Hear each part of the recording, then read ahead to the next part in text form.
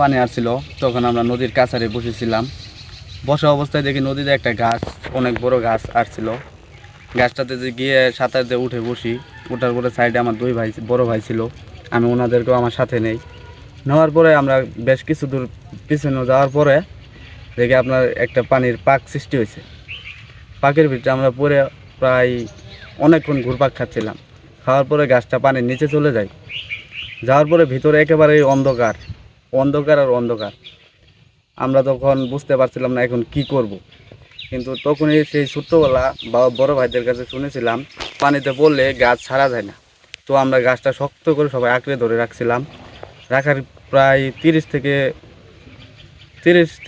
40 সেকেন্ডের পর গাছটা অনেক দূরে যায়, ভেসে ওঠে। ওঠার পরে আমাদের দেখি শরীরে আমার কাপড় ছিল না, একটা লুঙ্গি আমার পায়ে আটকে ছিল।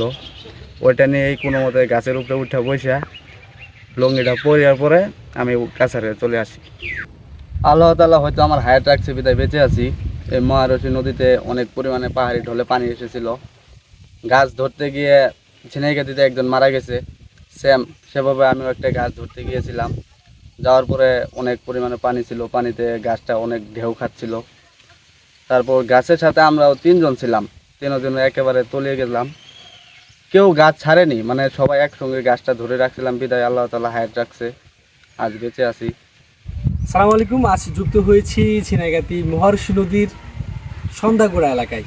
যেমনটি শুনছিলেন যে আমাদের ঝিনাইগাতিতে একজন মারা গেছে এবং কি সন্ধ্যাগোড়ায় একজন মারা যাচ্ছিল। মহান আল্লাহ তাআলার অশেষ রহমতে তারা বেঁচে ফিরেছে। সেই বেঁচে ফেরার গল্পটাই সে বলছিল।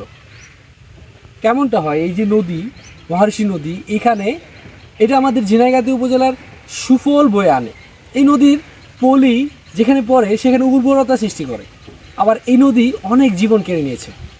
যেমন মহারশী নদীর পানির স্রোতে পড়ে গাছ ধরতে গিয়ে একজন মারা গেছে এবং কি উনিও মারা যাচ্ছিল।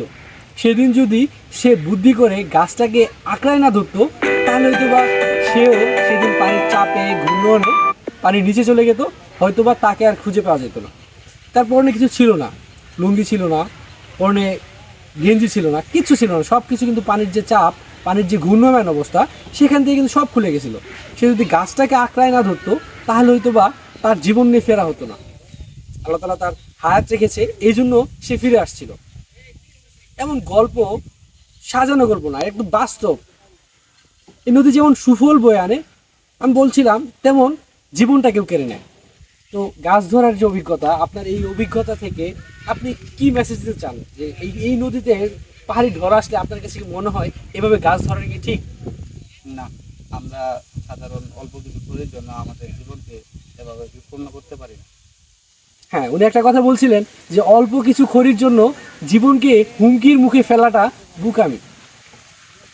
হয়তোবা সেদিন গাছটা বিক্রি করে 20,000 টাকা পাওয়া যেত বা 30,000 টাকা পাওয়া যেত, কিন্তু এই জীবনটা বা তার পরিবার তাকে আর ফিরে পেত না। চেষ্টা করব মহারশী নদীকে তার গতি ফিরিয়ে আনার জন্য যা যা করা দরকার তাই করার। আমি আতিকুর রহমান খান সবসময় চেষ্টা করি ঝিনাইগাতি উপজেলার সবশেষ আপডেটটি দেওয়ার জন্য, ঝিনাইগাতি উপজেলার ঐতিহ্য, সম্ভাবনা বা সমস্যার দিক তুলে ধরার জন্য। আমাদের পেজ ভয়েস অফ সিটিজেন এবং কি ঝিনাইগাতি থেকে যা কিছু দেখেছি এর মাধ্যমে।